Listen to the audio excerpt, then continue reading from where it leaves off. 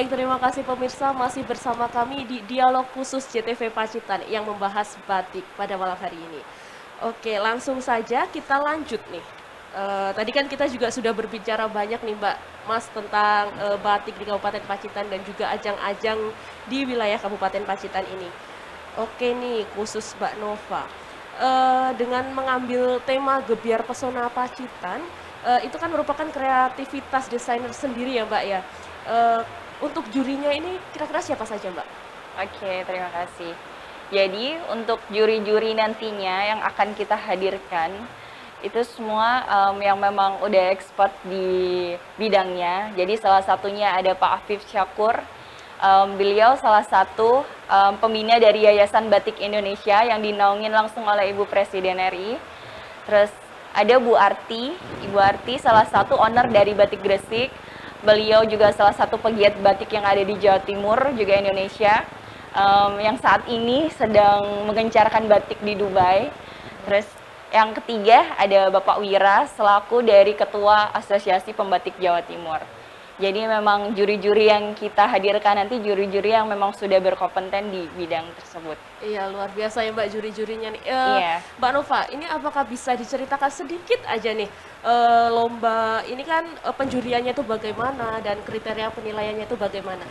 Jadi untuk kriterianya dari hasil lomba-lomba tersebut, jadi sebenarnya kita sudah ada sih tema dari lomba yang kita ambil, seperti kita mengangkat flora dan fauna, terus juga ada dari wisata, ada juga dari makanan khas Pacitan.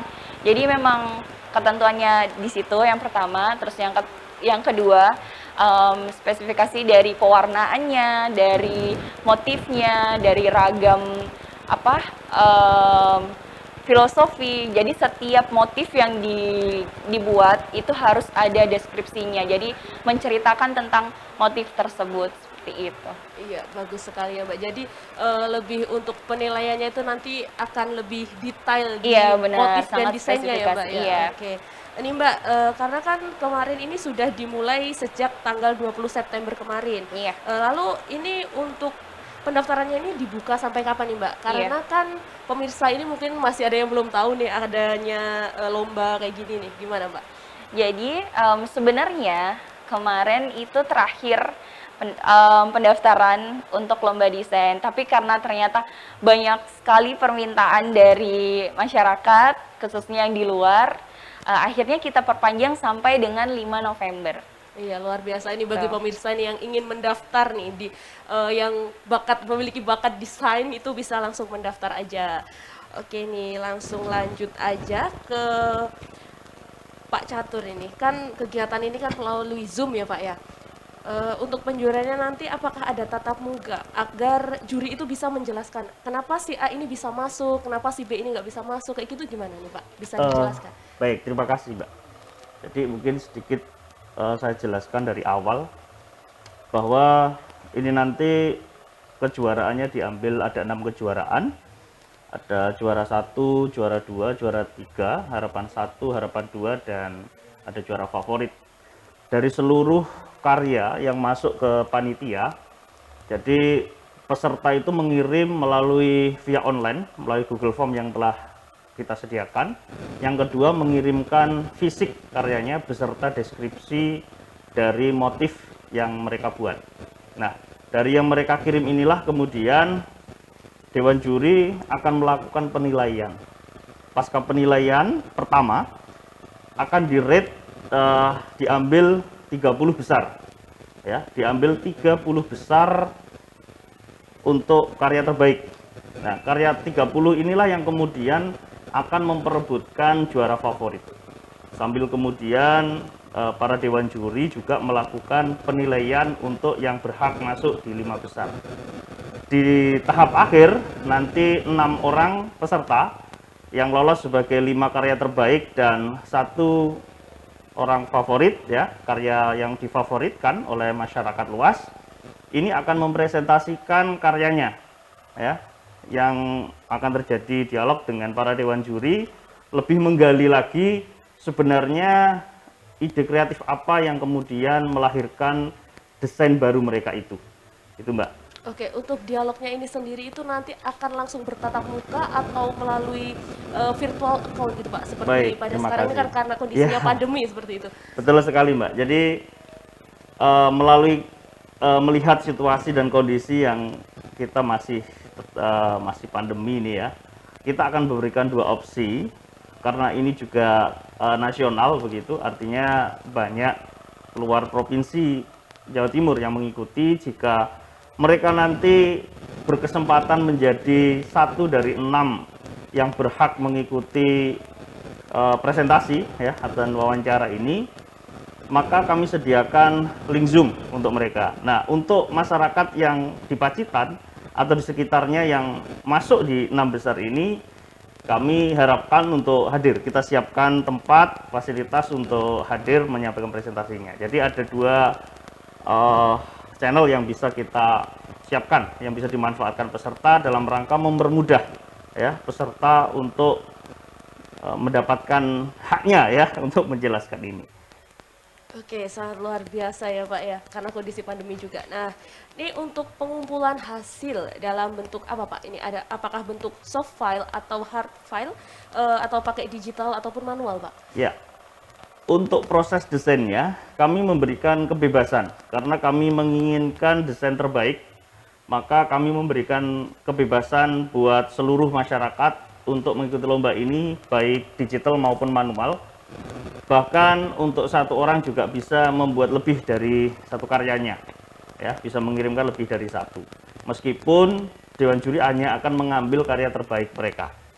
Nah, dari proses seperti yang saya sampaikan tadi bahwa satu berbentuk soft file ya, hasil foto mereka yang ketika nanti masuk 30 besar yang akan diupload oleh panitia, karena panitia nggak mau beresiko ya, nanti kalau panitia yang mengambil gambarnya jangan-jangan dikira ada diskriminasi. Makanya foto dari atau file soft file yang dikirimkan ke panitia ketika nanti masuk 30 besar dan 6 besar itulah yang akan kita upload di Instagram kami yang sebagai pusat informasi di akun @dekranasda_pacitan.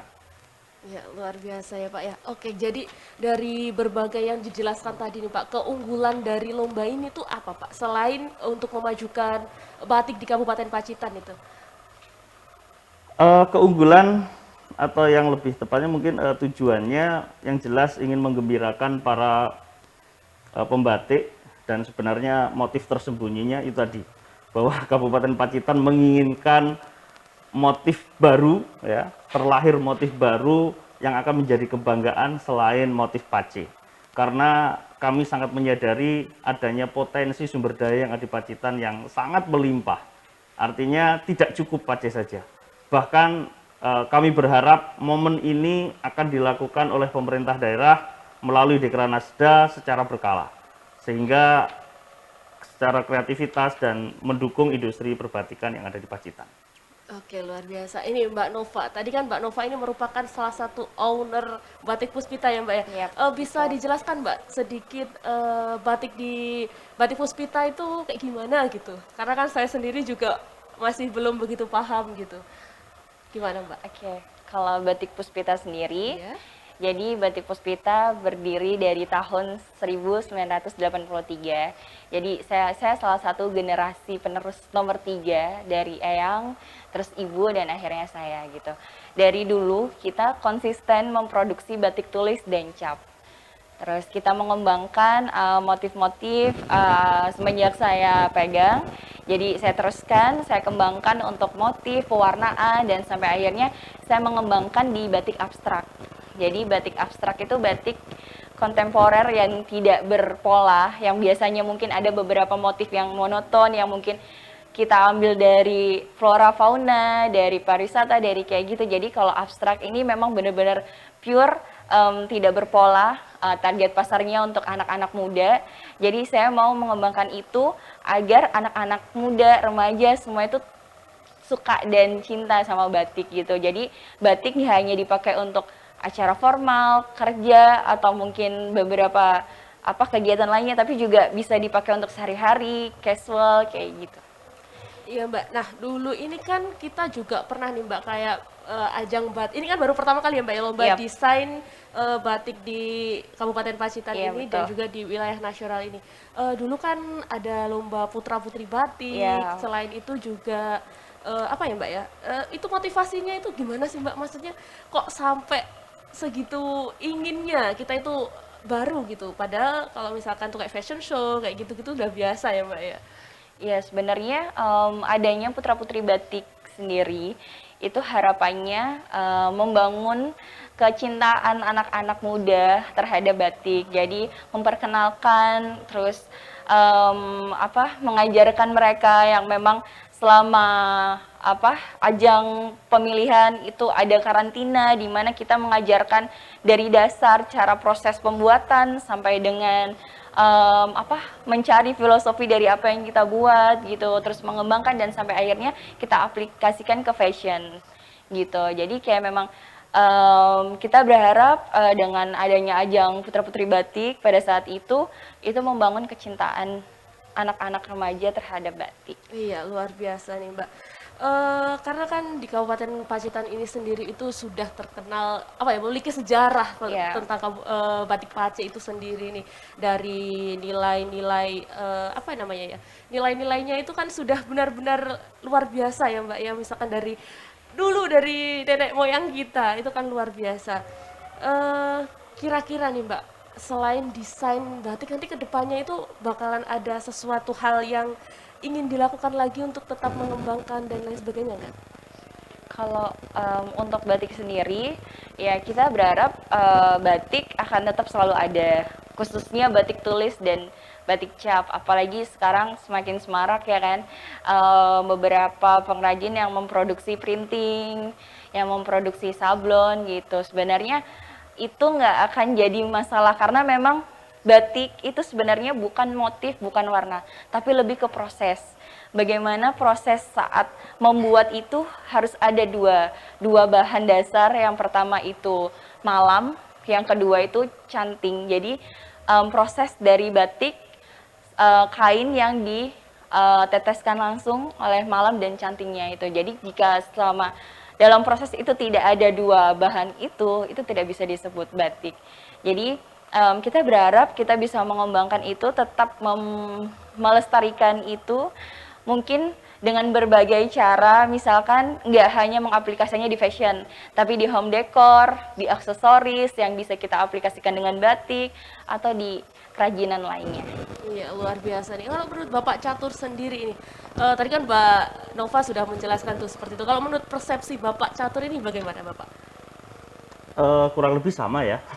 Jadi kita menginginkan bahwa batik ini memang tidak hanya untuk hal-hal yang resmi saja, tetapi lebih memasyarakat, yang dicintai oleh berbagai kalangan dengan berbagai acara apapun, sehingga semua merasa pantas bahwa oh iya, pakai acara apapun batik tetap pas begitu, apalagi batiknya Pacitan. Iya, pada saat ini ya Pak ya, anak muda itu kok pakai batik ini tuh kelihatan tua kayak gitu kan. Biasanya masyarakat pemuda-pemuda yang mungkin belum mengenal batik itu merasa seperti itu. Kira-kira itu Pak bagaimana untuk agar anak muda itu tidak berpikiran seperti itu, tidak berpersepsi seperti itu? Ya. Maka melalui kesempatan ini, melalui kesempatan lomba desain khas Kabupaten Pacitan ini, saya menantang teman-teman muda yang khususnya memiliki kemampuan di bidang desain. Ayo mendesain ya, mendesain yang khas Pacitan. Tetap ide kreatifnya adalah apa yang ada di Pacitan dan sesuai dengan selera anak muda. Siapa tahu nanti bisa berhasil mendapatkan salah satu juara. Dan pada kesempatan momen ini cukup besar, total hadiah sampai 10.750.000. Jadi kami sekali lagi menantang teman-teman muda untuk membuat desain batik yang khas anak muda, tapi tetap khas Pacitan juga. Luar biasa ya Bapak. Baiklah pemirsa, jangan kemana-mana, tetaplah di Dialog Khusus JTV Pacitan.